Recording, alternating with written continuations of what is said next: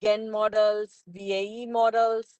We saw how these models could be used for information retrieval, information extraction, and topic modeling. And we saw that these Gen AI techniques, or specifically LLMs, generate a lot of content. And when they generate this content, or when they do some task, how can we ensure that these tasks driven by these techniques are, it's very important to evaluate their content. And as we know, manual evaluation becomes very difficult. So the solution is to use LLM as an evaluator to evaluate their own task or execution action.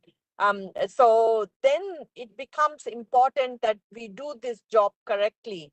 How can we utilize users' personal profiles, traits, and use them effectively so we could do some personalization.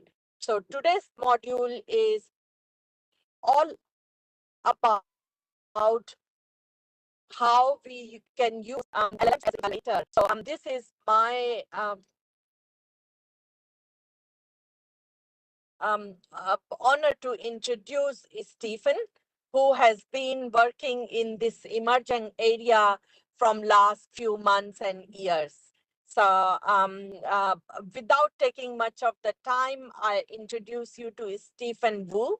He's going to talk more about himself and also about the module and things. So again, make sure you are following all the modules material, not just these lessons, but you are reflecting on the content later on.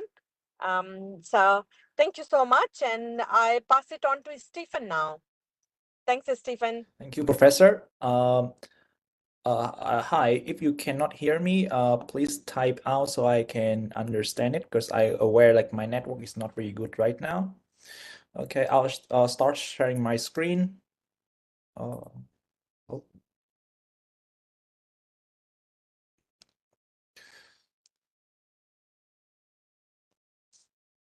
Yes, thank you.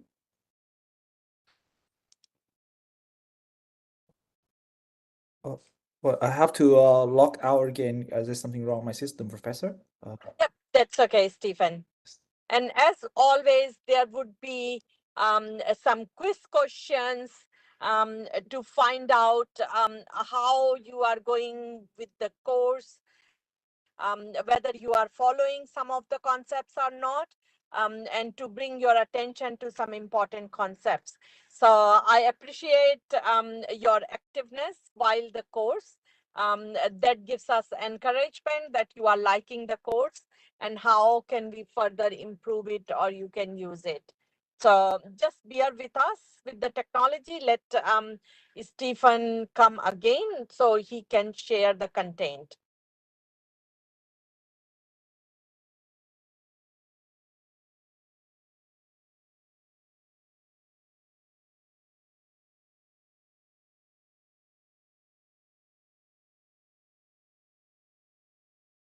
And happy Republic Day. I hope you had some time for the flag hosting. And I remember my days in India having bundi ka laddu and samosa after those flag hosting ceremonies. So, yep. So we can now see, Stephen, your screen. Yes. Right.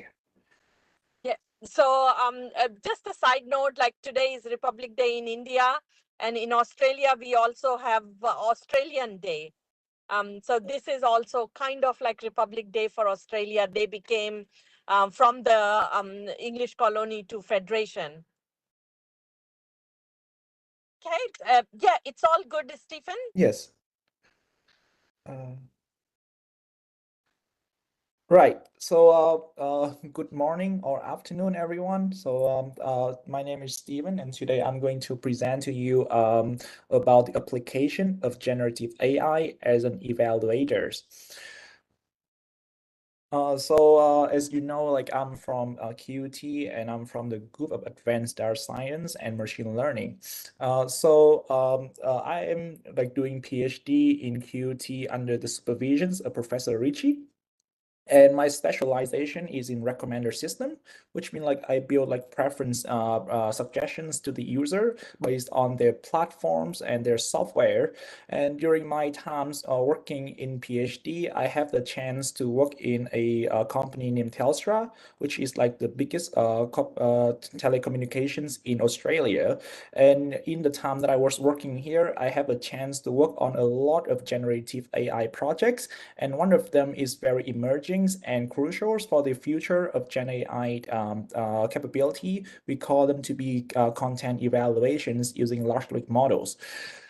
So today we need to know, so today we will dive in some very fundamentals about how we're going to evaluate a content or a project based on the user informations. We call them to be user profiling fundamentals.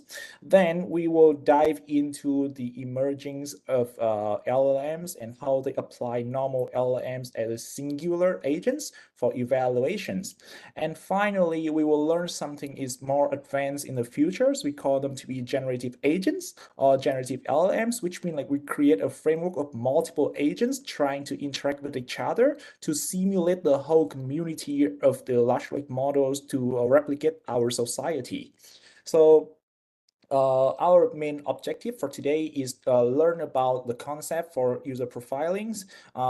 At the end of the sessions, we will be provided some notebooks that I have put on my website, so you can run and compare them on your own using Python. We will explore large language models and try to run some simple prompts to see how it is applied as an evaluators and what are evaluators in general. And then we understand the role of them. How do they going to improve the accuracy in terms of evaluations compared to traditional profiling? And then we will have a lot of quizzes with a lot of codes for each of the sections, so you will have a more visual understanding of what's going on. Right, so before we dive in the sections, we need to know about like what problems we are solving here. So the motivations for me to do this project is really simple. I was working in a telecommunications companies and we are promoting a lot of products. For example, like we are trying to sell iPhone, we are trying to sell PS5, and we need to write a lot of contents in a day. So like my boss want to write a lot of contents, write a lot of advertisements, and we want to use ChatGPT to help writing it. The problem is that like when we ask ChatGPT to write it, it can write a lot of good content. However, we don't know if those content is good or not. Therefore, we need to have a system to check the quality of these content has been written by AI. And one of the way that we do it traditionally is to hire actual people to sit there on the table, read through hundreds and millions of contents in order to see which one is good enough. And as you can see, doing so is really expensive because like you need to have a lot of money to pay for people to just sit there and read it, and you might not be able to complete all of them in one day, right? And additionally, those content has been evaluated under the pressure of times and money. They might not be subjective enough. Therefore, using human for evaluation such a short amount of time might not be a good idea. Hence, we have a problem formulation is like, how can we attempt to evaluate these content without the cost of human? Which mean like we want to use computer machine learning in order to do all these type of evaluations, so we don't need any humans into it. So it can be run faster, more consistent, and hopefully more accurate. So one of the way to do so in the past, we have been doing it for the last 60 years. We call them to be user profiling and user modeling. So what is user profiling? For example, if you go to TikTok or you go to Netflix, you would see like they give you a lot of movies that is really interesting to you because they are using something called recommendations. And to give you like a good recommendations, Netflix need to understand who you are, what you do, and how are you interact with these movies. So to understand your behaviors on Netflix, we call them to be user profiling. Again, user profiling is like we collect information of the user, which is you, right? Like your likes, dislikes, how long you watch a movie, or like how often you watch a movie, which time of the day you watch a movie, and we put it in something called an embedding and call it to be a profile. This profile will it must be in terms of numbers, and then these profiles will be further explored, identify in terms of patterns. So it going to dedicate. So it is dedicated to suggest future suggestions for you. And those type thing we call them to be user profiling. Again, user profiling is like we collecting and getting your informations, then we convert them into an embedding. And what is an embedding? Embedding is like something that contain numbers. So it and these number representing about your preference, your interest, your informations. And embedding can be in terms of a vector, can be in terms of a matrix, can be in terms of a graph, or it can be in terms of a scalar. So these have to be in these kind of representations, and further on, these representation will be fed into the user modeling. User modeling is like we are trying to use some machine learning technique or some statistics inference to get the information from the embedding and make future predictions for the user. So that is like the main and very fundamental concepts of user profiling. Now we just quickly talk about the significance of user profiling before we explore different techniques of them. So user profiling and modeling has been around for the last 60 years or 70 years. It was first start in the domain of sales, right? Like it started in 1970 when people in sales and marketing, they want to have a better targeted audience for their products. They come up with something called user modeling. And at that time, user modeling is like you are going on the street, you asking different people about the opinion of a product, and then you make your future estimation about their preference using those products. This later on has been advanced over decades, and now at the moment it has been done a lot using AI and deep learning. So today we are mainly talk about the latest one starting from 2022 called the integrations of large language model into user modeling and user profiling. Right. So like as you can see from the problems, like hiring a real human is really expensive and waste the time. Therefore, using user profiling for computer computations for evaluations would be very significant and crucial because first of all, like it is save a lot of cost for you, which mean like you can do like a lot of contents at once. Secondly, is like these algorithm might be free or just cost you very little amount of GPU to run it, right? And also like you can run as many as you can, which can improve the scalability for it. And finally, is like well, there's some limitation for it because like it might be one size fits all, and it might not. It might be too general. So using user profiling might not give you a full accuracy. However, we will see in generative agents how the accuracy can be mitigated. All right, so let's start with a quick quiz based on what I just proposed. May you tell me like what does it mean by user profiling?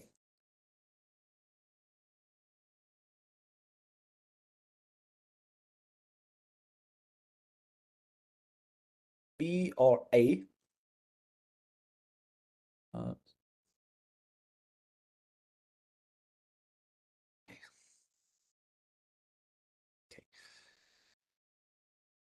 Right. So the answer here is B. So A is like using a machine learning to detect and predict user preference. This is user modeling. This is user modeling.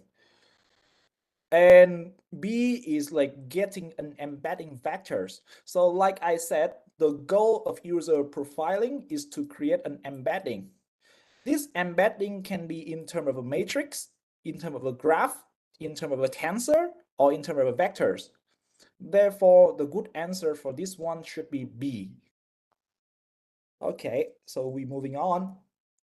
Right, so we know what is user profiling. Again, user profiling is get information, basically just get information from users. And how it was done. There has been 4 ways that your user information has been collected in the past. The first one is explicit profiling. So explicit profiling, it means like you go on the street or you go to a survey website and you fill in your informations. This is like quite direct because like how it is effective, right? Because like you get like the direct information from the user. However, it costs a lot of money and you are asking a lot of people, which means like you involve a lot of human effort into it. Sometimes people might not be able to give you good results. Sometimes the results might be biased. Sometimes they don't even know what they are or what they want.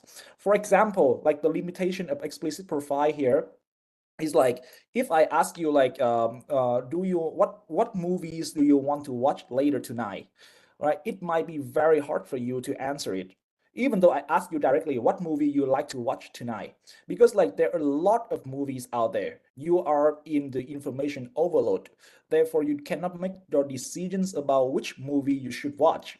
Hence, like getting information explicitly from the user might not be efficient. So to solve the problems of bias and information overflow from explicit profiling, people going on in the 1990s, they have something called implicit profiling, which means like I get your informations, but not directly.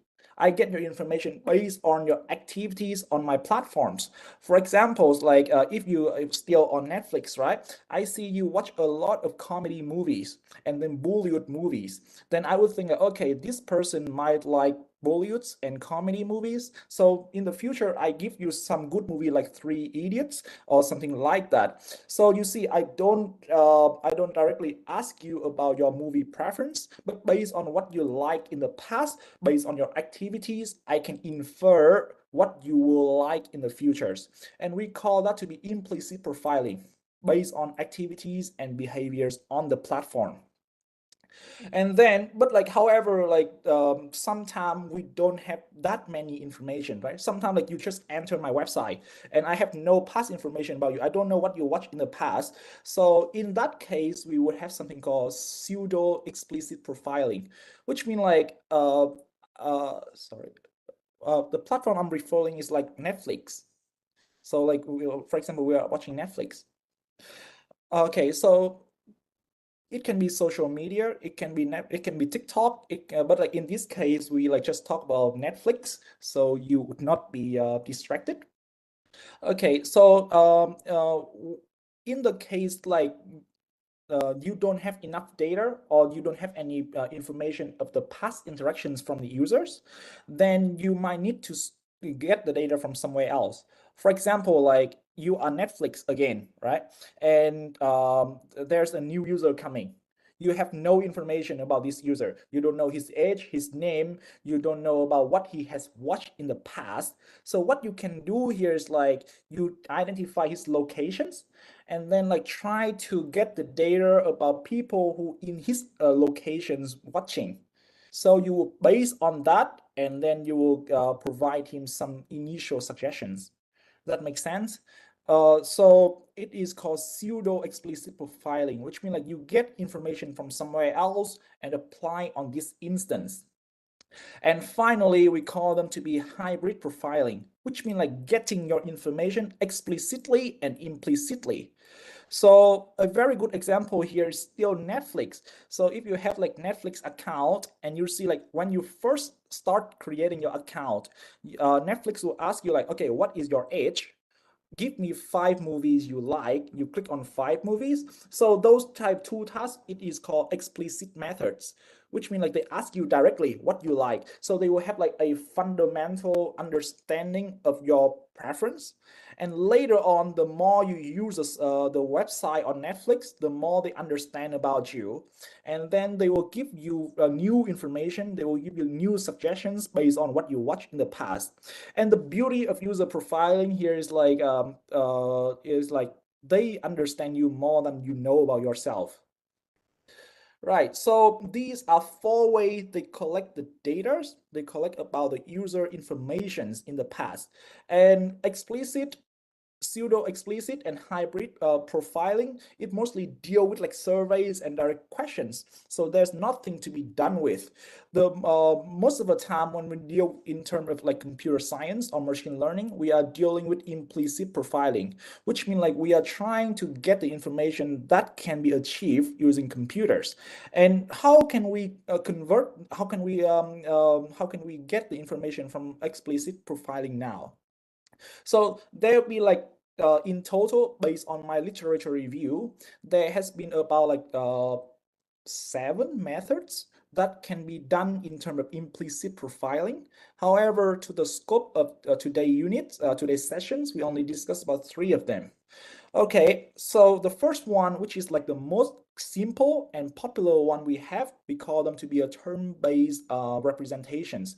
So what we are doing here is like we are trying to convert your information implicitly in terms of a numerical representation. This is where you convert every information of a user into a numbers, and these number in the future can be calculated to predict something about that user. Okay, so what is term-based representation? It is just about like the weight of the preference that user have interacts in the past, and then you represent them as a vectors. So there's many way to weight the preference of user in the past, like Boolean if a person like that movies or not, or term frequency is like how many, like what is the main keywords that has appeared in the name of the movie that the person watch, or frequency base is like how many times that guy has watched the comedy movies. Normalized rating is like, okay, based on all the rating he given in the past over the movies, what is the normalized rating, which one he liked the most, right? So here an example for normalized rating. The W's here represent for the rating. It is equal to the sum of the rating multiplied with the category and divide with the total number of movie appeared in that category. And in the end, it will give you this thing. It will give you something called vector. So here an example. If a person A watch all the movies like from actions type movie, scientific type movie, and comedy type movie, then the information vector representing for the user A would be, as an example here, is like 0.2, 0.6, and 0.4. So based on this example, I would conclude, okay, this person likes scientific movie the most because it has the highest weight. This is like highest weight, and 0.2 is like lowest weight.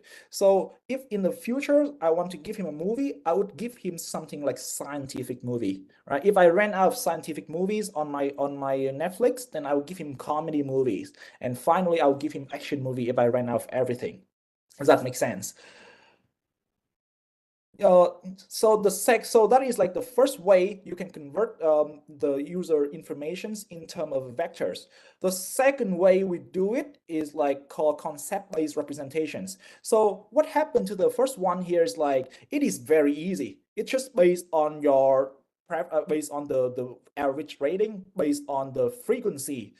But the problem here is like it did not connect with the relationships between items or between the users. For example, like if you're in a family, right, you like to watch Marvel movie, and then like Netflix would ask you like, okay, what if your also like does your parent also like Marvel movies? So I can suggest you some Marvel movies to your parents, right? So those kind of relationship cannot be captured using the term-based representations. Hence, they need to advance them to something is more categorical, and it is called concept-based representations using the hierarchy-based profiling.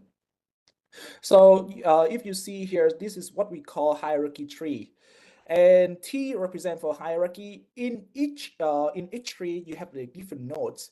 In different nodes, you have like the average scoring for each of the subcategory.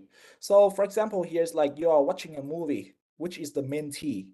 What am I going to suggest is the movie, and then in the movie they have like different category. Like for example, is like actions movie, and then you have an example of a comedy movie. In the actions movie, you also have some subcategory like Marvel movie, and then like DC movie. So if you are watching a lot of Marvel movie and you give them a rating, all of them to be like 4, you give like DC a rating of 3, then your preference in action is 3.5. If you give all the comedy is 5, then the movie I'm going to suggest you is about like 4 or something like that. So instead of based on frequency generally, we also based on the relationships of them in the tree hierarchy. And by doing this, we will have like more options to give it to the user instead of like just based on the ranking and frequency. And finally, we have something called graph-based. So graph-based mainly also show about relationships, but it's not about category hierarchy relationship. It's more about like the interactions relationships. For example, the graph is always represented as G equal to vertex and H.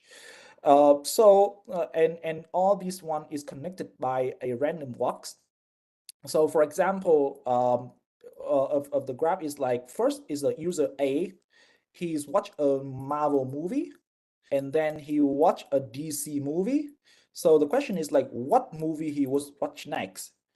So instead of like a frequency or hierarchy, we're trying to understand the sequence, and we try to understand the interactions between the user and item in general in a sequence order. So based on those kind of thing, we have to use the probabilistic from the random walks in order to calculate the representations and then make our predictions for the next movie that user A is going to watch.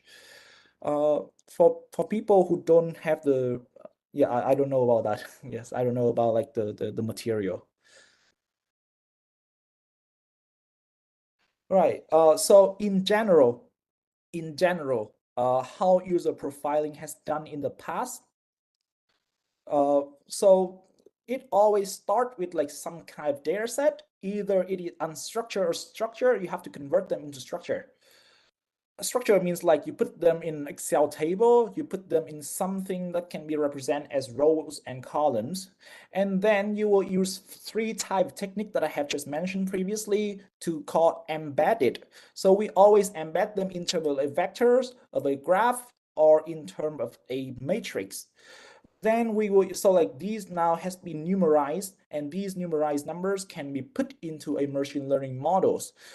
These machine learning model can be done like logistic regressions, linear regressions for different tasks in order to identify the patterns and then to easier to make future predictions. So all the part that relating to the machine learning and future predictions, we call them to be user modeling. To all the part that trying to understand the behavior and try to collect the information from the user, we call them to be user profiling. So that is the main difference between user profiling and modeling here. And you can see that like in the past, to give out an evaluation of something, it is very difficult, which means like we have to go through all these 5 steps or even more sometime in order to achieve something. So this is like quite redundant and might not be feasible in a company setting. So therefore, at the moment of 2025, we are trying to migrate it to the power of AI to automate and reduce all of these tasks together. Okay, so before we moving on to the next one, let's try to answer these quiz. So which type of data can be used in profiling for evaluations?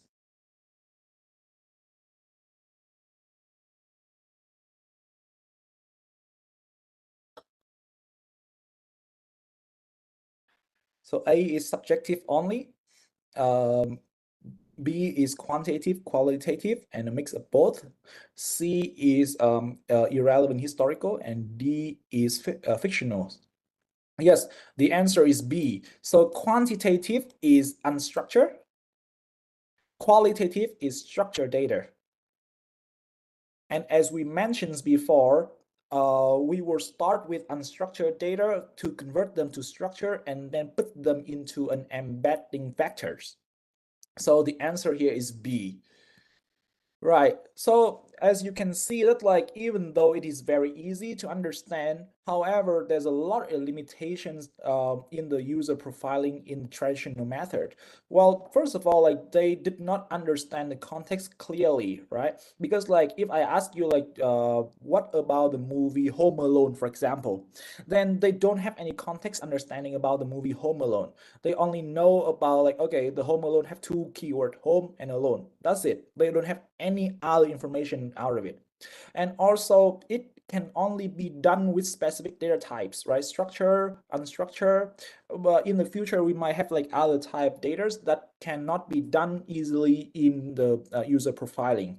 And it requires a lot of domain specific, so it can be accurate. As I mentioned before, just like Netflix, they need to have your information in the first place. They need to ask about like your age, your 5 top movies that you would like to see the most before they make any decisions of modeling. So therefore, like it is quite expensive and might not be accurate.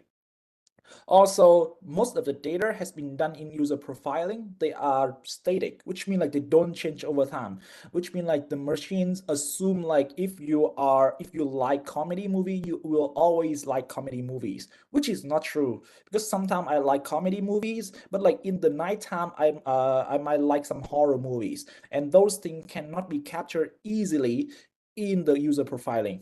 Also scalability, because like to get an accurate models, you have to use deep learning. And to use deep learning, it uses a lot of computations power.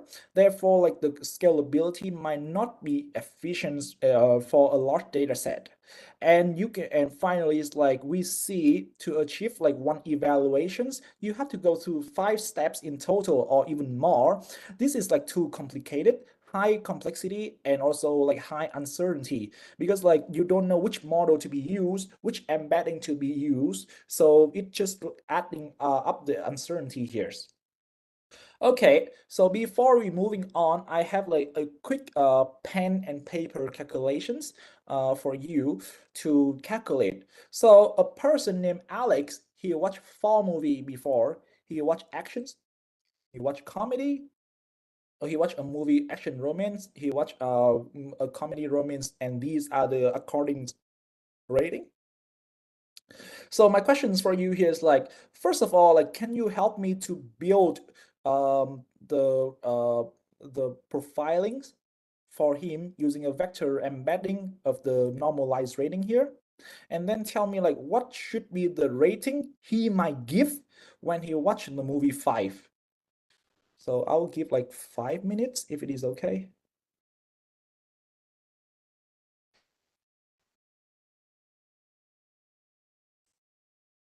So the rating is from 1 to 5.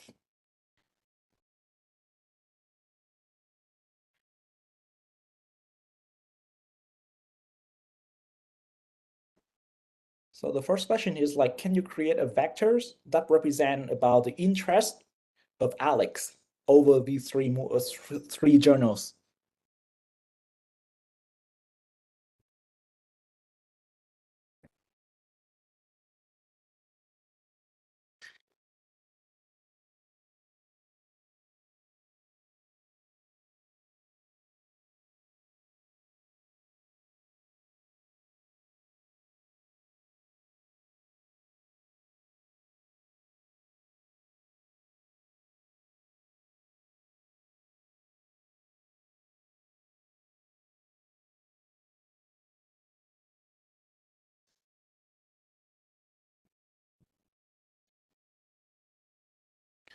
B? Wait, what's B? B is 2, you mean? So there's like, well, from 1 to 5. So what is the rating there that he's going to put for movie 5? What is the value for the ratings that he might put for movie 5?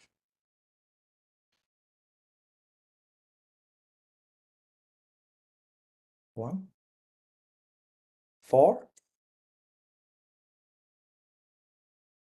2. Right, so the answer is 4, actually. Yes, and how do we do this? So first of all, we need to know like the general embedding is like we have actions, we have comedy, and we have romance.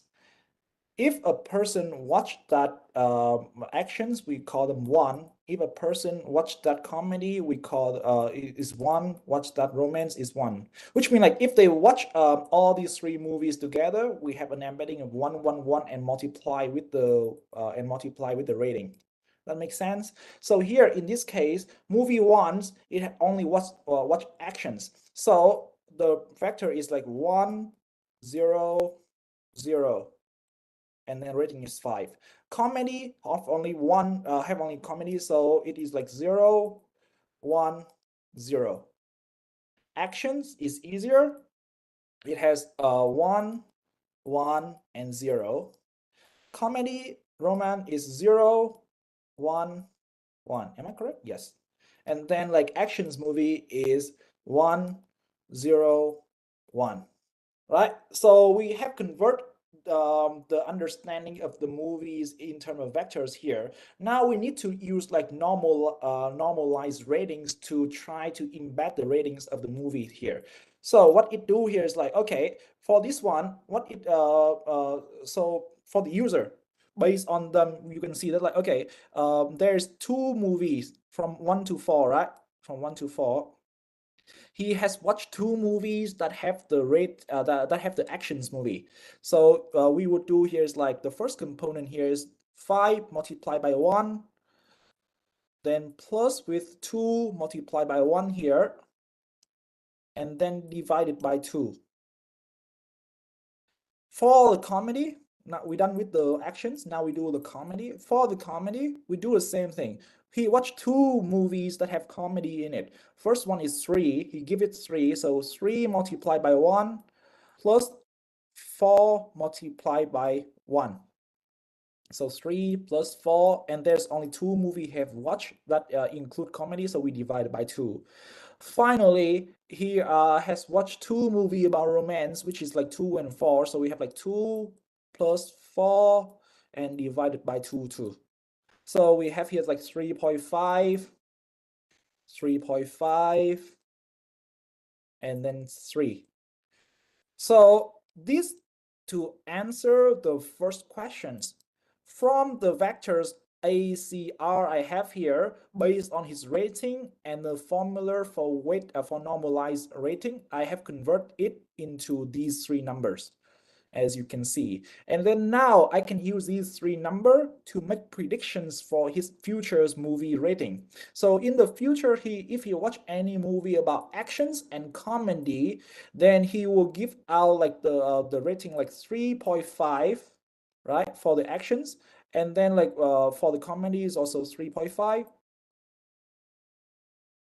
divided by 2. So it is 3.5. It is like approximately is 4. That makes sense. So what we have just done so far is like we create an embedding based on the journals of the movies that we have proposed here using Boolean. Then from that, we incorporate ratings to get the weighted average rating vectors 3.5, 3.5, and 3. And based on this user profile embedding here, we can make futures estimations of next movie he going to watch in the futures. So that is like the whole process of it using term-based profiling. And later on in Python, you would see how you can incorporate that in terms of hierarchy and in terms of like graph-based system. Right, so we have just done for the user profiling, and you can see like I just did all the tasks there, and it is very expensive, right? It takes a while to actually calculate it. And imagine like you have like hundred of movies, thousands of movie, and millions of movie to calculate in 1 minute. It would be impossible for any human or any computer to do such things. Therefore, we need to use the power of AIs or the power of LLMs in order to make better estimations of the evaluations. And now we are diving into something called agent AI or LLMs as an agents. So what is an agent actually? So an agent is simple thing. It's just like something that do a specific task. For example, if you go to ChatGPT, right? And then like in ChatGPT, there would be something on the left-hand side. You can see here like academic, Python, whimsy diagrams. So these things here are like the special tools from ChatGPT, and they also be called as an agents. So agent is like first you is like a large language model that has been informed about what should be specialized for their abilities, what is the task that they are going to do, and their prior knowledge of the task. And then they will be incorporated with different kind of tools. So tools here is like API. For example, like if you are using, if your agents is about programming, then they will have an API to VS Code, Anaconda, GitHub, right? And then it will intake the information from the user based on their observation and past experience. So there's three types of input that injected in an agent. First is the information about what he should do, specialize in. Second is about what kind of tools that he is going to be formulated with. And finally is like the input from the user based on observation and past experiences. And so what happened here is like ChatGPT is not actually an agent. ChatGPT that we are using every day is just an interface for LLMs, right? Because like it is not going to be specified with any task at all. So an agent, again, it is something that should be specialized in one task only. So in ChatGPT, there's something called Explore GPT here, you can see. And in Explore GPT, they have like different kind of widget.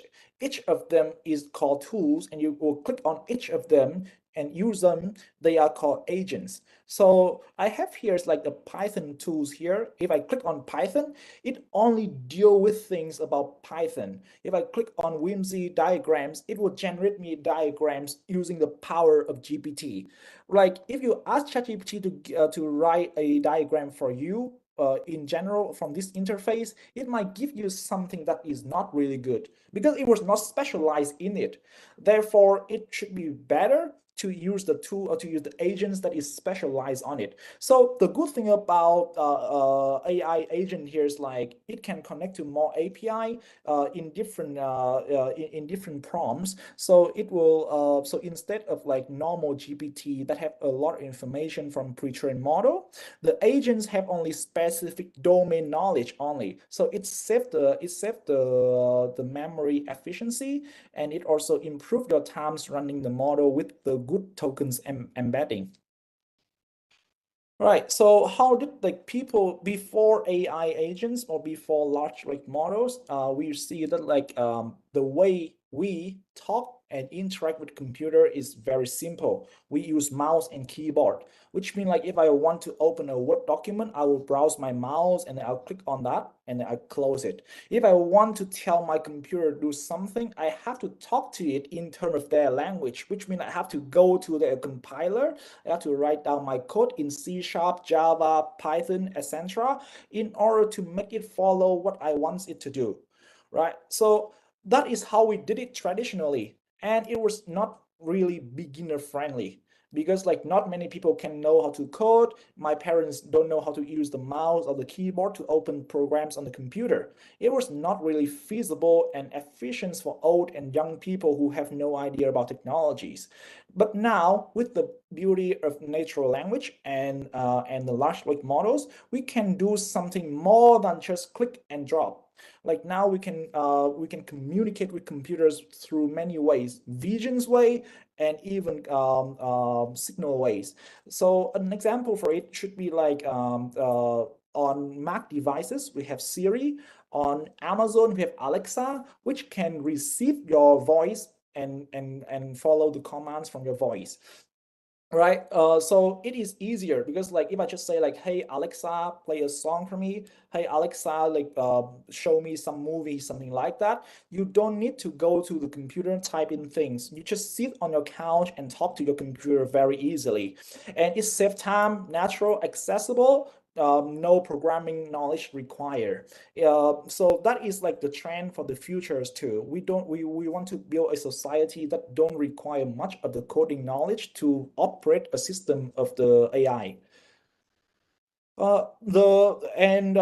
Agents can be seen also a lot in games, right? Beside our daily life, we can also see that in games. Like there's many games that use agents to operate it. For example, in Minecraft, you would see that a lot of NPC going to help players to navigate in different kind of platform terrains to do the task, to provide some kind of supplies for them to complete the games.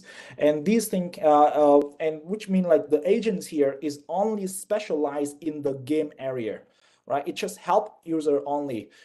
There's no other task it can do. Therefore, it is fast, it is more accurate, and hence it also improve the user satisfactions when they play the games. Right. So how do we let large language model become an agent? So like I said, the large like the agents get the information from three sources, like the instructions, the tools, and then like and then the observation and past observations. In terms of data set, it takes all the data. It can be like input data. It can text the input data. It can be visual input data. It can be audio input. It can be structured, unstructured input. All kind of things can be easily integrated together and throw in the large language models. And then after that, we will use some kind of prompting to make the agents to be specialized in it. And those prompting called chain of thought. So the first one is like chain of thought. I'm not sure like if we have learned about chain of thought before. Let me check.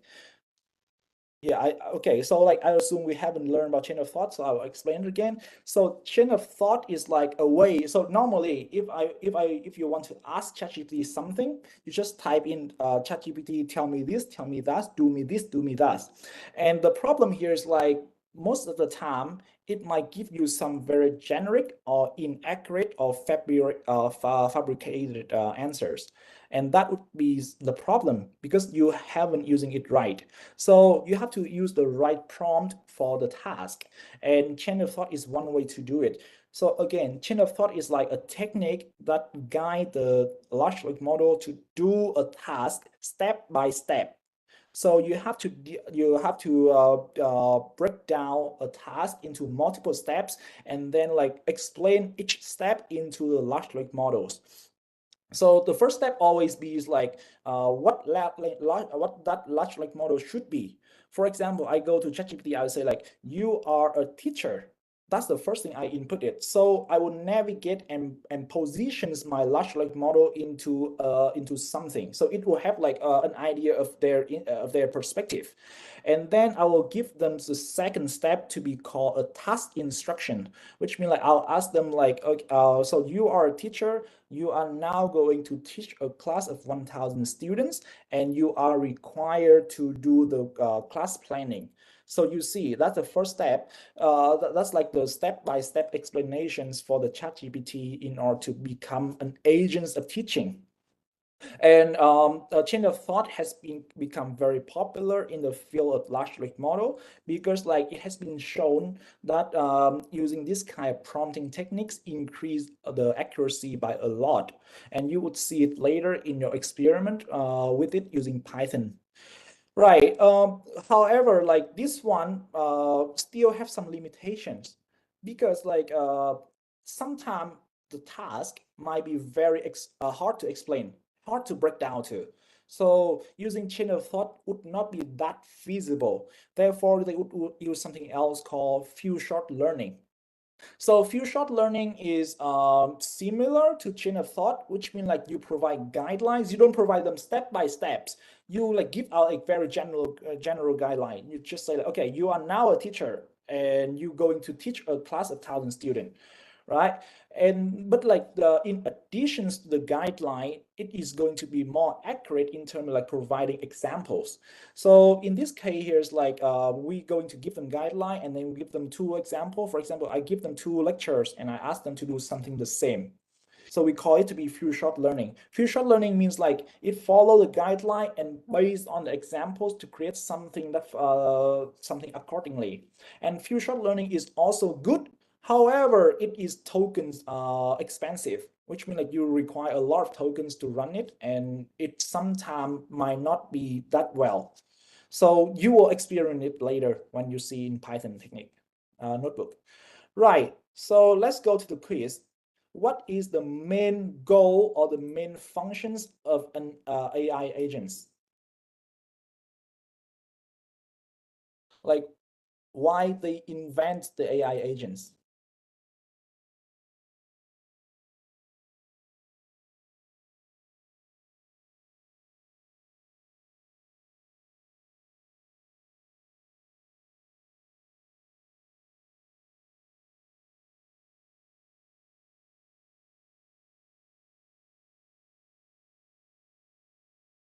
So first one is like generating a large amount of data, which should not be correct. B is understanding and generating human-like text. So the first one is just AI. It's just ChatGPT thing. The second one is like understanding human text. It's just normal transformer or AI thing. So it should not be an answer. The third one is to design a neural network. It is not. It is not right. Finally, is like completing task with human involvement. So that is the main goal of function of AI agents, which mean like we are trying to complete a task, a specific task that require the least of human involvement. In order to do that, it has to be more accurate and it has to be more specialized. And like we said, AI agent is like a special, we can understand it's like a specialized GPT into something. So when it's specialized into some domains only, the accuracy would be much, much better. Therefore, it will require less human involvement to rectify it. Hence, it will complete the task faster manner. So the answer is D. Okay, so what is an example of LLM-based AI agents? Well, this one is quite obvious. Like we mentioned, right? All these answers here can be done using AI or using normal software, but only ChatGPT Scholar is the agents. Well, ChatGPT itself is not really an agent, right? Unless you give it a prompt for it. But a ChatGPT Scholar is like a widget from ChatGPT that can incorporate all the API from the from Google Scholar, from IEEE, from ACM in order to look for informations or look for research paper for Scholar purposes. Hence, the only AI agent here is ChatGPT Scholar. Okay, so we have learned in the previous section that when you have user profiling, you will store them in terms of vectors, right? So now when it comes to LM, when you inject something about that, how can the large language model store your information? How can it understand you as a user profile? Like what is the role of user profile? How user profile look like in large language models? So what it do is like, first of all, based on your prompt, it will extract your name, your informations, and then it will represent them in two type. First is like your structured attribute, and second is your unstructured attribute. So your structured attribute here is like your age, your location, and other preference of you. So they put all of them into a very simple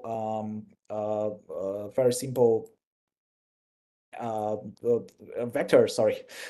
For example, here I have like 23, 4, and then like 15, for example. So 23 represent for the age, 4 represent for like postcode of locations, and then 15 is like the number of movie I have watched. So these are called structured attributes. So these things can be easily displayed in terms of numbers. However, something is more harder to represent. We call them to be unstructured text. So unstructured text is like, for example, like your post on Instagram, your review on Amazon, or your chat in your group chat on WhatsApp, right? So these things is harder to quantify. So here's like T would be equal to like a bunch of text. Like inside this dictionary is a bunch of text, and it cannot be a number. So for two type of data set, two type of vectors, you have two different ways to process it in order to get the final embedding. So how do we do it? For the structured data, for this one, for the edge, location, and then interest, we can easily do it using deep learning method, which means like we just embed it using a linear layer, which means like using linear regressions. That we have here is a weight and then unbiased. And how to find this number? We have to fine tune them using our data set labels. And after we find the value for W and B, we will have a new embedding for the models. So for example, here, if I have my W is 2 and my B is 0, right? And previously I have my X is to be like 23, 4, and 15. Then my final embedding for structured data would be like 2 multiplied with 23 is like 46. 2 multiplied with 4 is 8. 2 multiplied with 15 is 30. Right? So like this is like the final embedding that I will throw it into my into future modeling. This is like my final user profile for structured data. But for unstructured, it's different, right? You can, because there's no number at all, you cannot just multiply them easily. So before that, you have to convert it into a numbers. And how we convert it into a numbers, we are going to use something called encoding.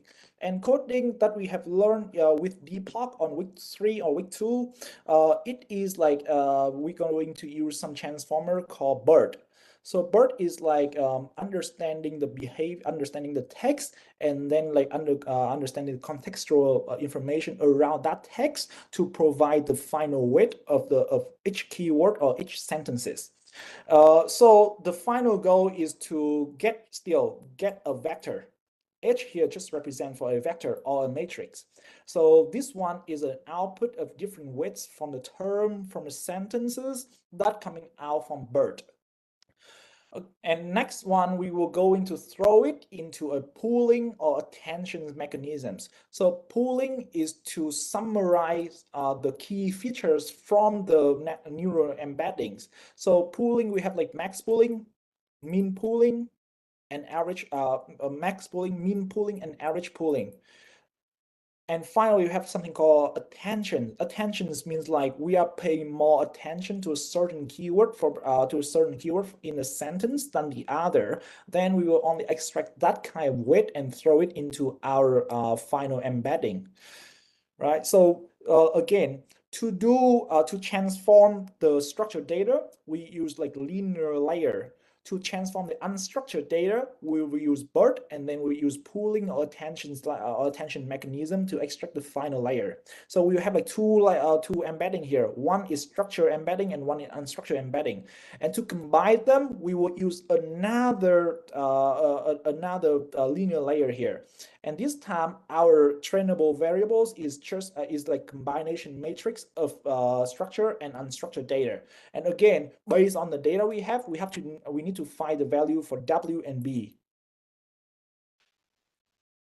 Okay, so after we have that, we are going to throw them into a prompt. So throw them into a prompt is simple. We have like user profile, and then we have a textual descriptions. So what it means here is like after you have an embedding like this, which in these values, the large language model will understand these embedding like 0 0.8, 0 0.3, and 0 0.7. They will convert them into a text. So this is not what you say. This is what the ChatGPT say. ChatGPT understand. Okay, this user like action movie and he also likes scientific movie. So he will put. So it will put in their prompts and then it will do some probability estimations to get you like the answer in the futures. We will take a break in the next 30 minutes. Is that okay? Right, but so you see that like using AI agents is pretty good because like it is specialized in things. It improves the accuracy, it saves the memories, and it provide like a very personalized informations. However, it did not capture all of the interest for every people. For if I want to ask about like opinion of a products, right? And I just asked ChatGPT about it. It give me like only one preference, like he likes it or not. However, in reality of the social world, we have multiple personalities. We have like many people with diverse personalities, and using just an agent AI cannot represent for all of them. So the problem with agent AI here is like it is only specific for one thing, but it cannot be represent for different kind of personas. So this challenge here would be about the diversity, would be about interestingness of a content that cannot be captured easily in the AI agents. So to address this kind of challenge, we are going to use generative agents later on. Before we move to generative agents, let's just quickly do this exercise first, the quiz exercise first. So quiz A, which of the following method that can make LLM aware of a user embedding you?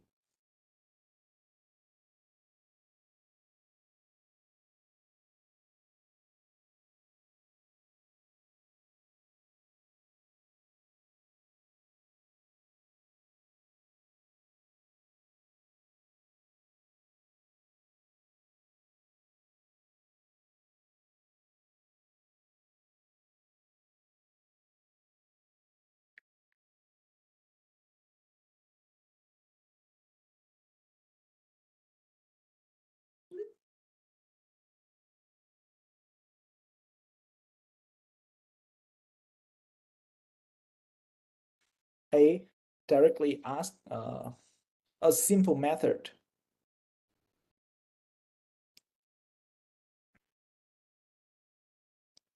Yeah, yes, correct. The answer is 2. So convert it into textual snippet, which we have just done previously.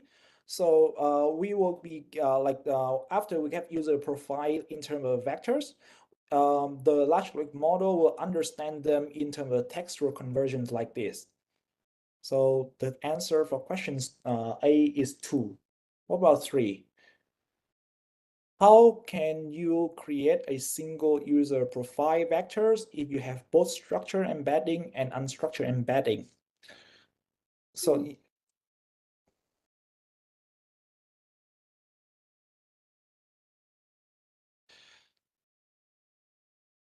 yes, so like to create a single profile, like we have said, right? First of all, we will have like the structure embedding would be done using the linear layer. The unstructured embedding it will be done by BERT and then pooling layer. Then we will combine them using another linear layer, and we concatenate them by additions or multiplications. The answer is 3. Yes. Right. Now we discussed about the final components. We call it to be multi-agents or generative agents. Yes, now let's take a quick break, about like 5 minutes.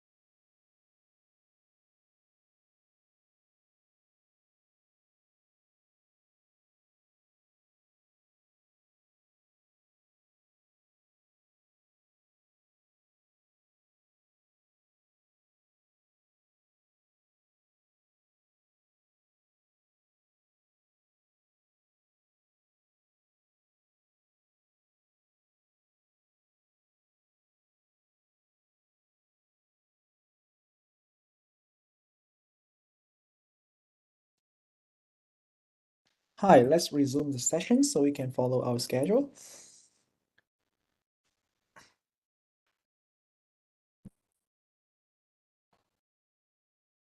Right, so now we have known about agents AI.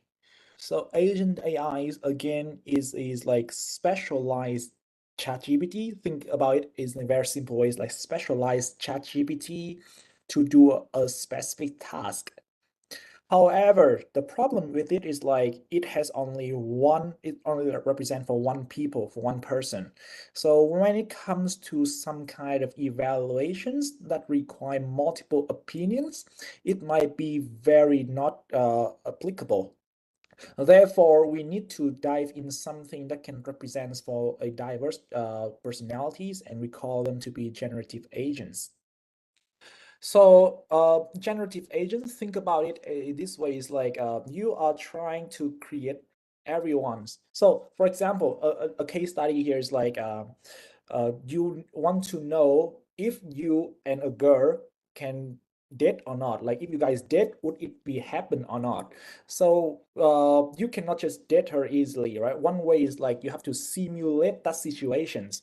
To simulate that situation is like we're gonna use generative agents. You will create a person in your generative models called you, and then like you will create another agents called the girls. And the power of generative agent here is like it can like based on the observations and daily activity of two of you and try to communicate and interact just like a human being. So instead of like actual interactions, you can try to test out a try versions of you and her and to see if you guys going to happen in the future or not. This is like some kind of examples that has been done and experiment by Stanford University. So it also like the main motivation for our topic today. So generative agents, the aim of it is to create multiple agents, multiple AI agents that can simulate real human in the society and try to let them communicate, contact to each other to see how it goes. It is very powerful for marketing and even for human control. Right. So let's talk about it. We know what is agents, we know what is user profiling, but now what is generative agents or generative LLMs? How is it going to be different than the normal agents AI? So generative agents again is a framework. It's not just like an algorithm. It is a whole framework that combining the power of large language models with the memory systems embedding and then with the rack-based systems to get the information, to store information and provide the most accurate human simulations. So it has three main components we need to know from a generative agents framework. First one, we call it to be the memory stream. So memory stream is where you store your information in a very long-term use. So this memory stream can be stored in like vector store. Vector store is popular from like ChromaDB, if you know about them, ChromaDB or popularity, and then like they can be stored into a graph node. So these is like the thing that the normal agent AI don't have. If you use like ChatGPT, right, you would see like every time you create a new topic, it will forget, or it will forget mostly of what you have said previously, because like they was not initialized with the long-term memories. Therefore it would not be able to simulate the real human behaviors, because like our humans have like a lot of daily activities every day. If you don't record them, you cannot like progressively understand the humans. Therefore memory stream is like one innovative from generative AI, from generative agents. And then this memory stream is really large because now you store everything from the beginning to now. So like your memory stream is really large, and you cannot just search for some activity for some memories easily. One way to do it is we have something called RAG. RAG is like retrieval augmented informations. So what it do is like it's trying to quickly identify the regions of memories in your vector store model, in your vector store storage, and then it will retrieve the most relevant one that is going to match with the questions you are going to ask the agents. And finally, the last component we need to know, we call them to be plan. So this second component, last one is plan. Plan is simple. Plan is just about prompting. It's like how it is going to do next.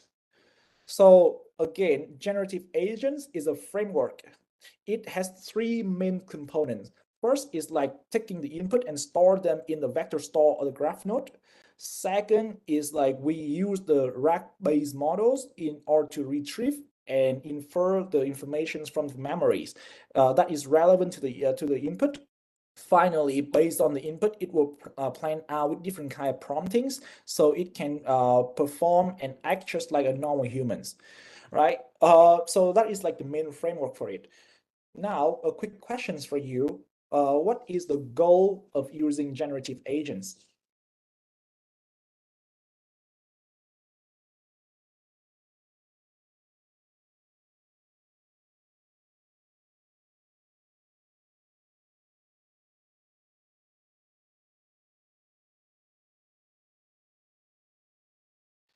A or B? So, so let's start with D. D is to provide a real-time updates on external events. It is nothing to deal with generative agents, right? It is just like normal agent AI. And analyze structured data set only, it is not even AI. It's just like normal machine learning or statistical inference. B is like generate coherent and contextual relevant text based on prompt. It is just normal ChatGPT or a normal agent AI. So it is not the answer. The last answer is A. The correct answer is A, to execute actions from real world environments. So the goal here is like we are trying to create a diverse range of personalities of people in a real world environment, and let's see how they act and communicate with each other. So that's the goal and motivations of generative agents. The answer is A.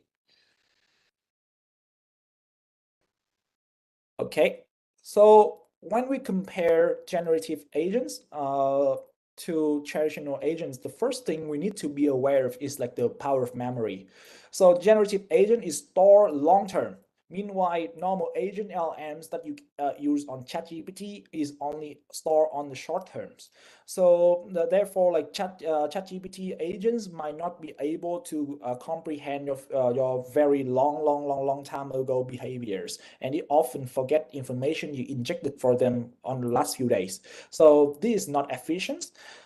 Secondly, is like generative agents can be done with planning perceptions because because based on the good memory terms and RAG-based framework, it can extract the relevant informations coming out from the input and then provide the output that is probabilistically resemblance. And also the power of it is like it can understand the human traits and human personality, so it can exhibit like some behaviors differently based on the attribute of the traits of the characteristic of a human. For example, if I ask the agents to be a humor, to be funny, and then to be strict, he will act exactly the same way.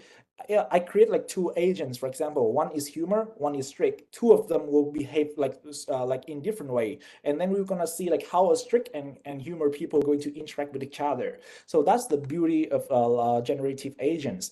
Meanwhile, the normal agents, AI cannot do it because like if you say it is like strict, it just stays strict. If you stay agent, it just if you stay humorous, it just stay humorous. It cannot have like diverse personality at once.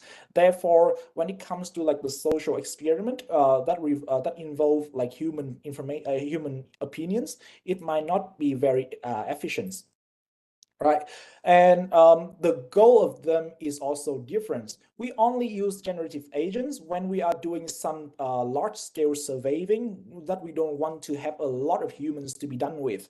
We also want to see a lot of perspective over some stories. Then it is where we use generative agents. But when we want something to complete a task specifically, specialize in specific task, then the traditional AI that we have learned previously would be more ideal. So learning two types of them and learning when to apply them is crucial. So you would not be able to waste your time and computation resources on it. Okay, so again, how the normal LLMs agents is different from generative agents.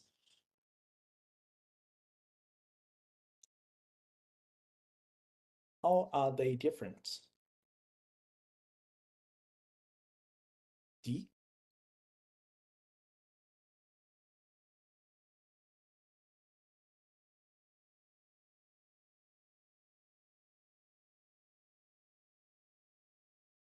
B?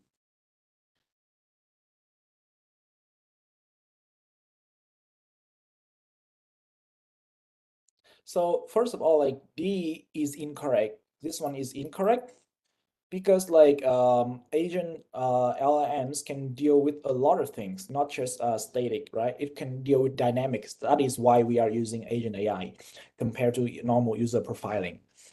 Second, C is like generative agents use smaller data set compared to agents LLMs.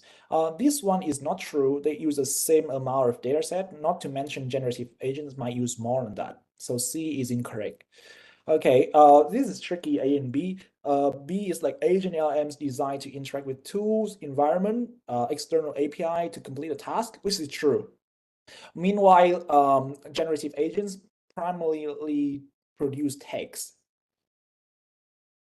And the A is like agents purely reactive. Meanwhile, generative agents work in multi-turn scenarios. This is incorrect.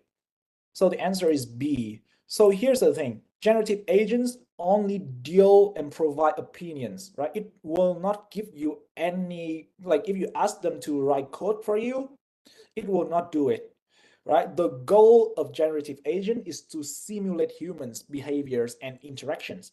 It does not do anything as a task oriented. So if you ask them to like create a website for you, it will not be able to because it can only produce text. It is not incorporated with the tools like and APIs like agent LLMs. Therefore, when you want to do something with task specific, you have to use agent LLMs. When you do something related to a lot of people opinions, you will use generative agents. Okay. Uh, yes, yes, you will see it later in the Python practice.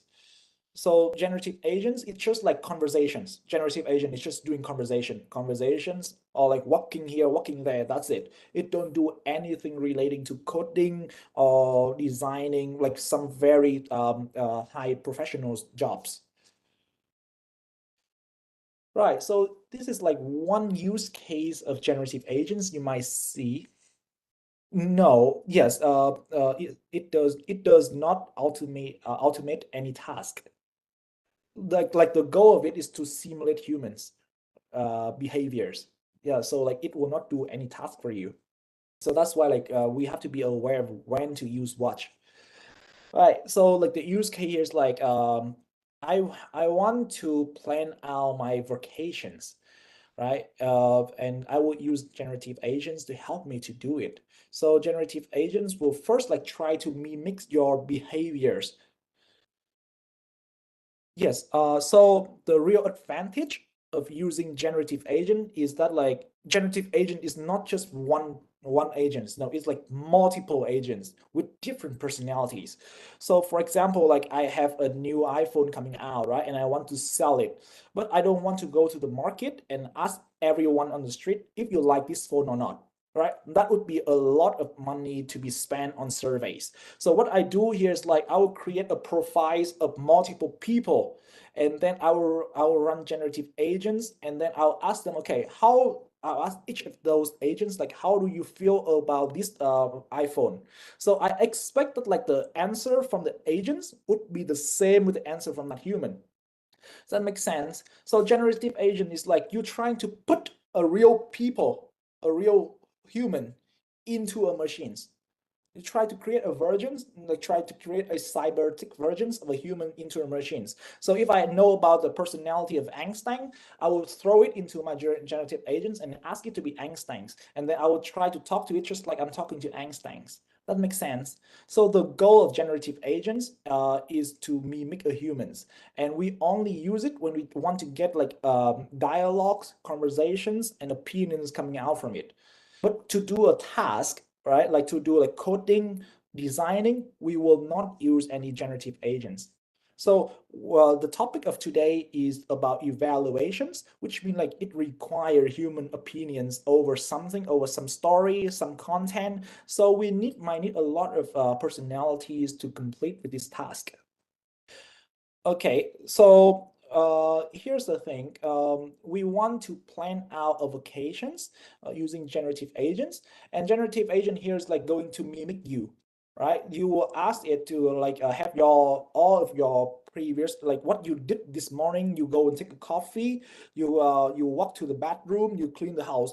All of those information is important. You throw them into your to your generative agent. So generative agent just acts just like you, but in the virtual world, in the virtual world. So it also clean the house, it also take a coffee, it do everything exactly like you with the same personality as you. And then now you would try to ask it, okay, I want to plan a trip in June. So because the agents is just like you. It has the same activity like you every day, and it has the same trait like you. It have the same memory like you, but it have more informations about the place than you. Then it will base on its large language models to understand all about the places in the world and then match it with your personalities right here.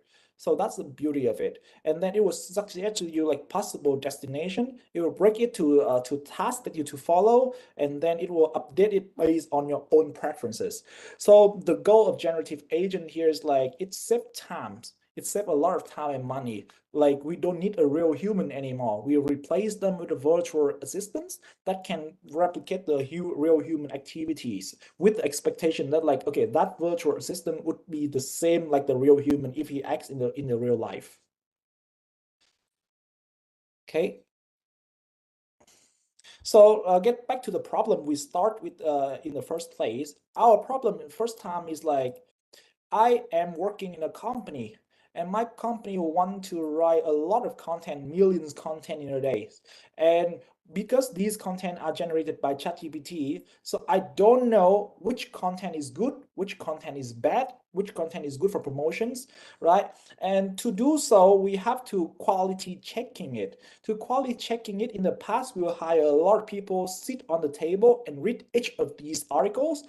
However, this is very time wasting. And we propose like three ways to answer it. First, we have like traditional user profiling. Second, we have like agents AI, and now we are having generative agents. So out of these three, the user profiling is what has been done the most because like it is very simple. However, it is very complicated.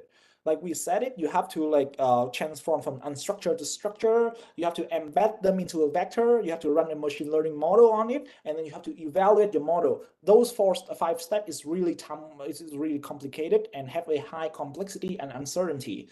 The second time we have it is like the agent AI or the agent LLMs, and it is good, right? Because like it can go through all the documents and give you ratings for all of them. Like if it's good, if it's bad, if good is bad, it can run really fast, right? Very simple. However, it is just like one person perspective, right?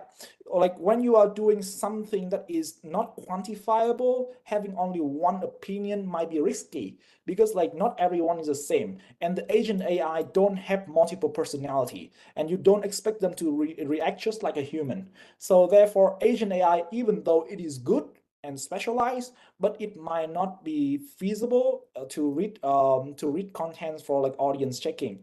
The final one we have is generative agents that we are studying now. So generative agent is like you create like multiple people from the real information, from the real world, right? And then you expect them to behave just like the real human, like that. So whatever you throw in them, like whatever content you ask them to read, they will read it just like a human. Right? And then they will answer it. They will like try to explain it just like a real human in real life, and that's the goal of generative agent. So when you have like the real feedback from the agents, we expect that feedback is the same one that like the human gonna have. So generative agents will increase the reliability, increase the diversity, and increase the accuracy. So in this case, we are using the generative AI, generative agents would be the best way to deal with evaluation of multiple content at once, right? So in my research during my time in Telstra, I came up with a framework called Agent Eval, which is like I innovated from generative agents. So what I have done here is like I have incorporated chain of thought with the generative agent modules, and I specify the evaluation criteria. So what happened here is like you can see in this box here still a generative agents module that have first is like memory stream stored in vector store library. Then we will retrieve the informations using RAG models. Then we will plan them out using prompt tuning. But additions to that, we also have here's chain of thought where we break down. Remember, like chain of thought is like step-by-step instructions to the large language model. So we break it into three steps. First step is like we introduce the task for the LMs to do. So you are a person to read the articles, and you have to rate them from 1 to 5. The next the second step is like to based on these criteria, you give them 1 to 5 for me. For example, coherence, give it 5 if there's no grammatical mistake, blah blah blah. For relevance, rate 5 if you see that like they have the same topic consistency, something like that. And finally, we will provide them like a key step or evaluation step, like what is the result we want from that large language model. Is like, okay, read it again, and then based on evaluation criteria again, and then assigns from me from all of the criteria from 1 to 5 and put it out as a tabular table for me, right? So so like that's the main innovation is the cooperations between the two module. And this is an example from a content generated by AI. So I asked AI to give me a content, right? So content here is like the whole article about magic of bioluminescence in the oceans. And to be fair, if I ask you like if this content is good or not, we don't know, right? Or it takes a long time to know. Or I like if I ask you, like, okay, give me a rating from 1 to 5 over coherence of this one. Some might give 4, some might give 5, some might give 3, right? And if I use like agent AI, it can only give me one of the rating. But if I use generative AI and I will input all of your information, like your personalities, your traits, your jobs, your age, your gender, the AI, the generative agent can capture all of these rating. So that's the power of it, and we can do it in all articles as possible. Right.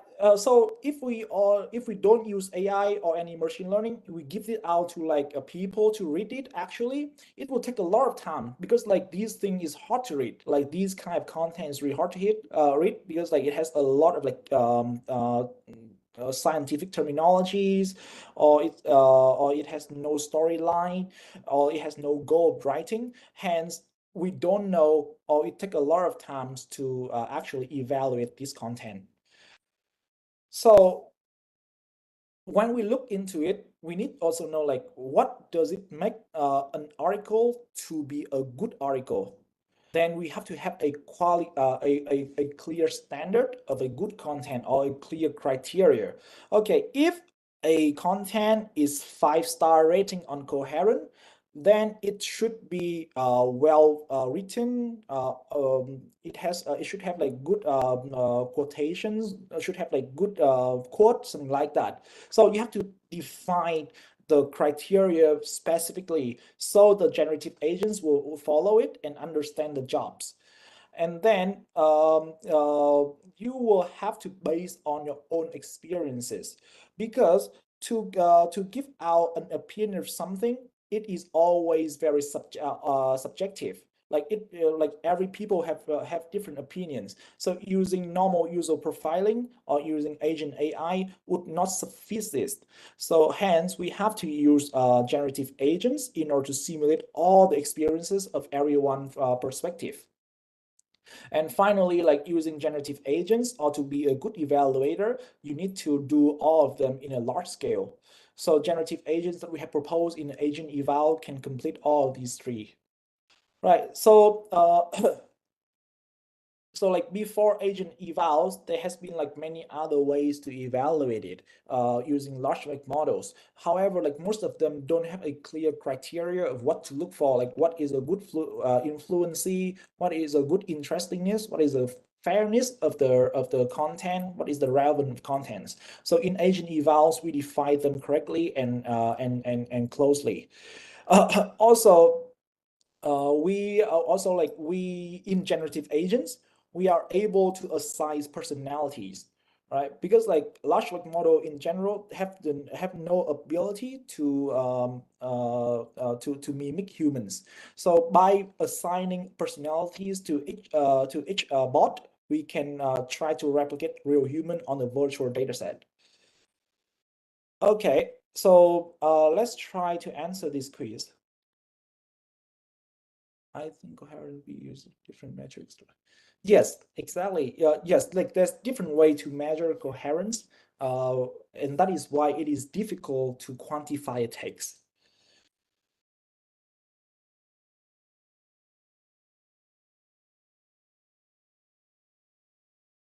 B.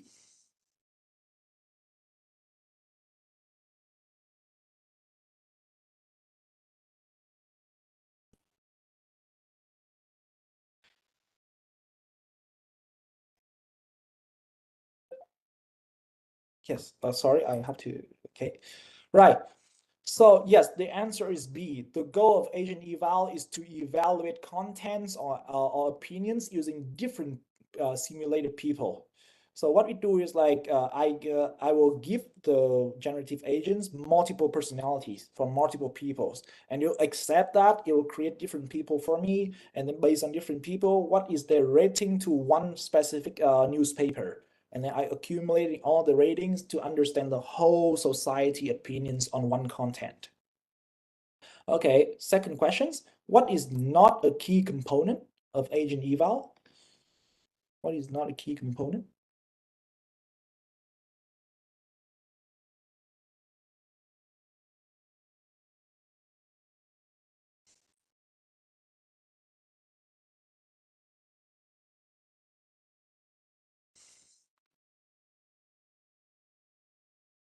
So first one is simulation-based task. It is the key component, right? So A is not an answer.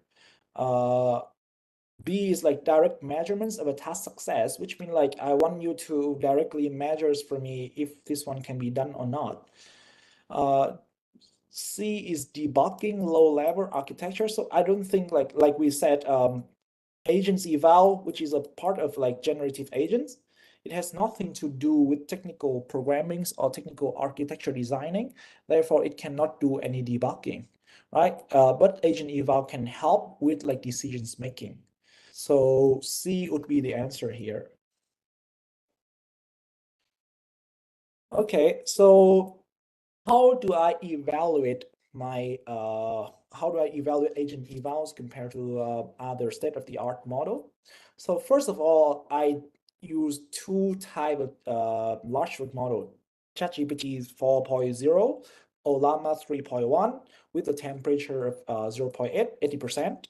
And then I generate each of them. I generate 15 articles for 5 topics from entertainment, history, politics, sport, and science. So they are like five sections of news.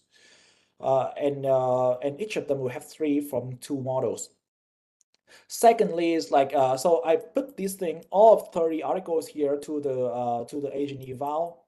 So ask the agent eval to read and then like evaluate it. Then I hire 10 real people, like real humans, to do the surveys and then give me answer. So these are called goal benchmark. So the goal here is like we are trying to compare if these 10 agents we have here, so these 10 people will be put into as 10 agents based on their personality, jobs, and then like their age. So the goal here is like trying to see if these 10 agents is matching the same rating with the 10 human. That's our goal. If they match it, which mean like the agent eval has the ability to replicate the opinion from the real humans, and then we will compare them with other models that is on the market. And I use Azure OpenAI GPT-4 as my backbone models.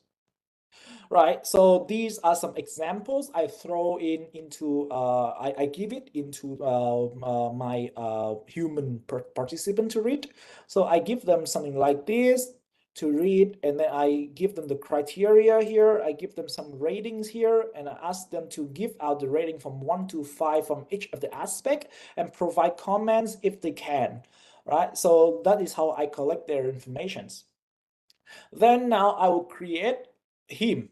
Like this is like this is a rating from Steve, a guy named Steve. And now I create Steve in my Python software or in my agent eval. And you see like now first of all I create his name, his age. I create his personality, like he's visionary, he's analytical, he's collaborative.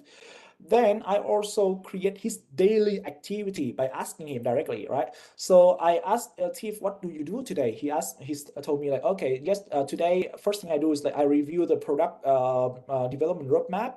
And then like I meet with like development teams, I analyze the market research data, I prepare a report, and I attend another conferences.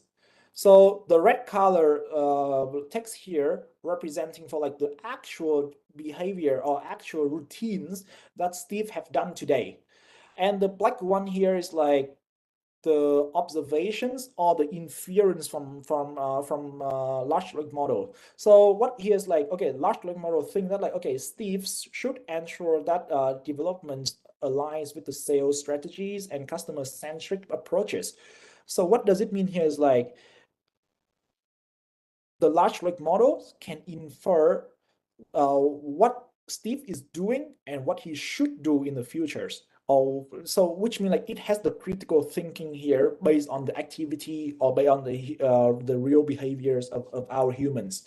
So this slide showing you like how did I create a humans inside of my agent evals. And then after that, you can ask Steve questions just like you ask Steve in real life. So I asked Steve, okay, Steve, I give you a news. Give me a criteria why you make it 1 star. Like what make a 5 star content, what make it a 1 star content, and it will give you like, okay, 1 star should be lack of coherence, 5 stars should be well structured and factual information. So it gives real things. And when we ask Steve, it is also what he thought. So which means like based on personalities, why it can somehow mimic the way that real Steve, the human Steve, think. And now I'm going to give him my task. Like, okay, so based on your criteria, and now I'm going to give you this article, give me the rating. So you see, like this is like the chain of thought that I provided to him right here. And he say like, okay, I give it 5 star, and he explained why. It matched with the criteria that he has proposed previously. So what? And if you see in the previous one here, Steve, the real Steve, also give all 5. So it's saying that like, okay, somehow my initial experiment with Steve showing that like, okay, the virtual versions of him can replicate his own opinion, which is a good thing for me, right? And now I'm asking another person like Alex. So Alex is like one of the interns just like me in Telstra, and I ask him about, okay, what is the criteria of a 5-star content and 1-star content? He give out something very vague, like not clear at all. And then like I asked him to read the content again and provide me ratings. He give me 4-star. However, like based on our experiment, it was not really match. So when you interview a person, you need to make sure like the information you collect from him and inject it into the generative agent must be very detailed. Like the person knows what he's doing, and the agents can accept that information and replicate itself. Okay, so now we are showing result. The goal of showing result here is like we want to show like if the different LLMs like from ChatGPT and Olama, do they have like different kind of contents for the opinion rating? And then the main goal here is like we want to know if like the agents and the humans are aligned in terms of opinion thinking and behaviors. And finally, we compare them with other methods out there, which is like G-eval. G-eval is like from Microsoft, a metric from Microsoft, also evaluating the generative content. Okay, before we go to that, let's ask you an example. So a quiz, sorry. What is an example of a agent eval task?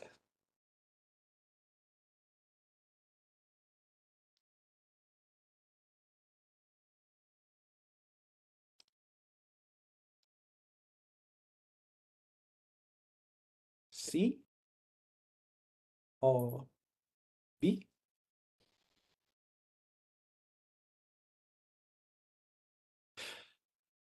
So C is obviously one of the answer, right?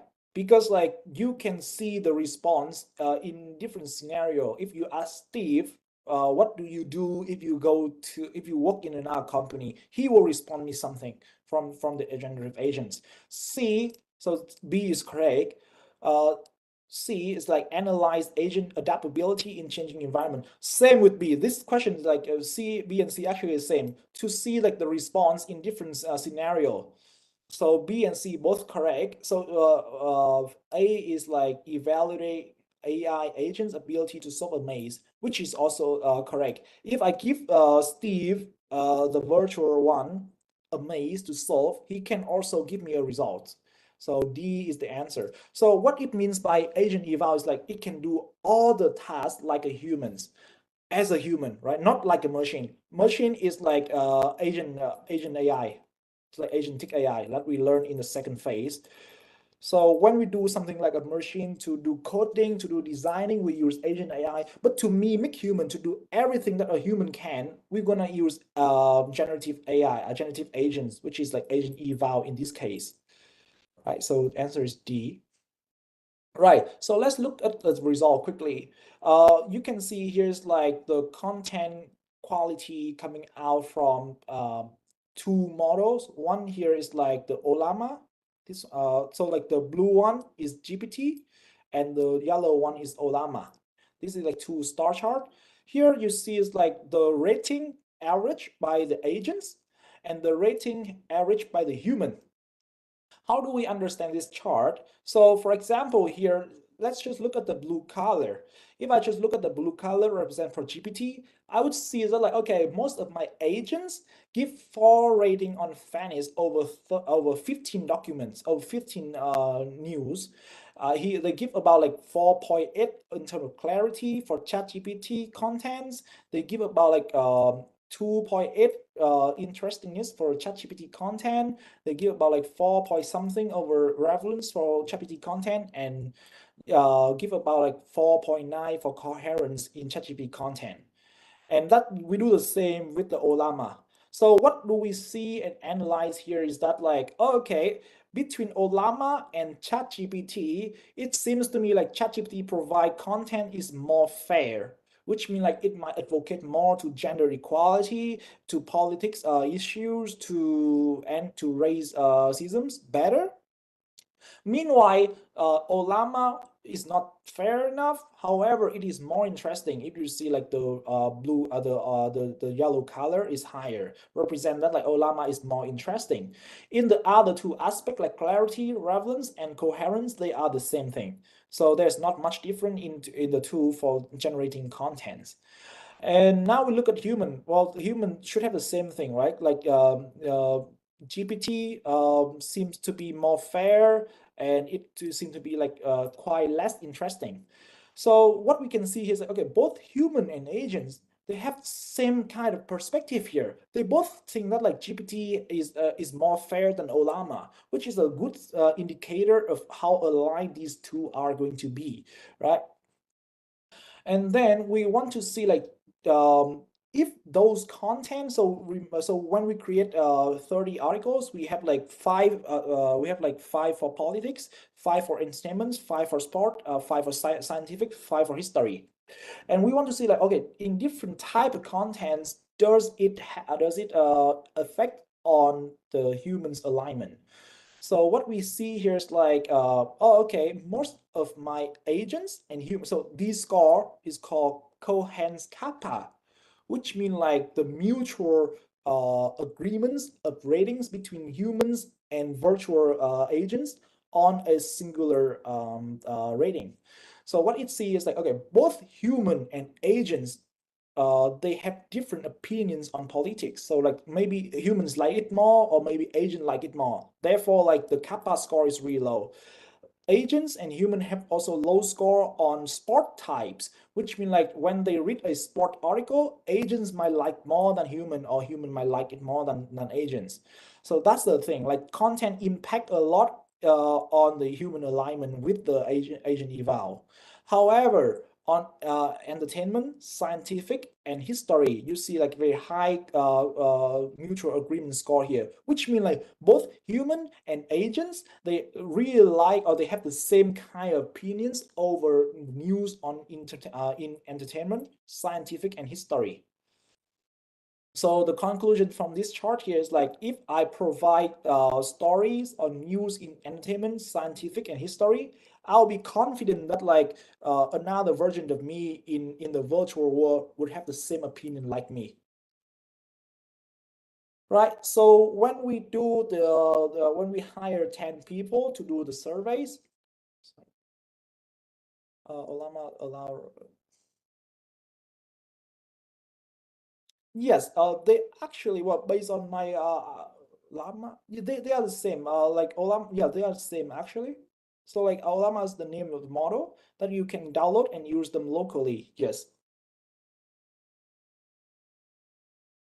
No, actually they're the same. Yes, they're the same. Right. So when we are doing when we hire 10 people, okay, we have to end in next 6 minutes.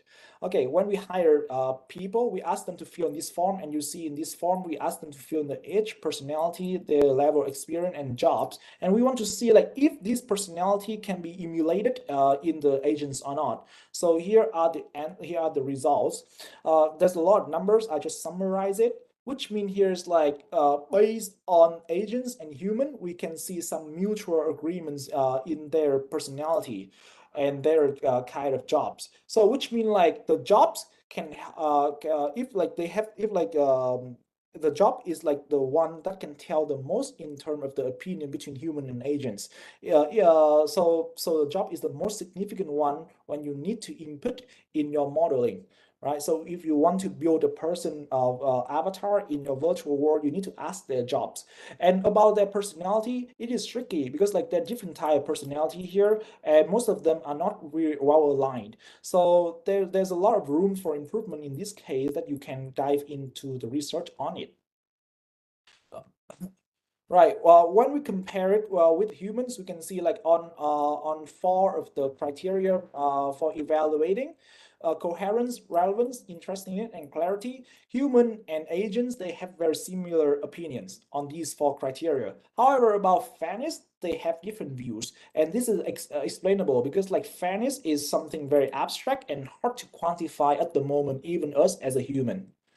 Okay, and here's other thing. When we asked like 10 and 30 people to read all of my contents, it took us about like 25,000 seconds, which is like many hours. However, when I used generative agents to read and evaluate the content, it just took me about 6 minutes. So you see like there's tremendously cut in terms of the time complexity. And here's a scatter plot for the alignment, and you can see like most of them are positively aligned, telling only like the fairness here is negatively aligned, telling me that like, okay, between human and AI, there's a lot of mutual understanding. Okay, and when we compare it with other models, so here we are comparing it with like G-eval from Microsoft, one-shot prompting, naive sampling, and supervising prompting. Our one will provide like lowest RMSE. Lowest RMSE means like lowest error. Lowest error means like better accurate. So our experiment showing that like, okay, using our framework, it is better accurate than all of the existing state of the art. Right. So final remarks. We have learned about three types of profiling user informations today. First one is traditional that require 5 steps: unstructured to structure, to embedding, to modeling, and evaluations. Then we move on to agents LLMs, which mean like we create some specialized tools that is going to do specific task. And finally, we're learning about generative agents, which mean like we are building like multiple personalities going to evaluate one task. And out of all of them, for the task of evaluations, generative agents tends to be the best because it have the ability to store all of the memory in the vector store, and it can adapt it in different kind of context and environment. And both of agents and generative agents can understand about the context because they are using the power of LLMs, right? So for the personalizations, we only use generative agents, right? Because like it mimic different people, therefore it is more personalized compared to the others. And you need to know like when to apply what. It doesn't mean like you will always apply generative agents. No, we only apply generative agents when we need opinions from different users. But if we want to do like some specific task, we only use generative normal agent AI for simplicity. Or if you don't want to use, because like using a large language model might be costly, if you want something cheap, simple to run as a baseline model, we can just use normal traditional profiling. Okay, and that should be it for the lectures. For the tutorial, we will work on 3 notebooks that I have prepared. You can go on this website to access it. And now we're gonna take a break, and I will see you in next 45 minutes. Thank you.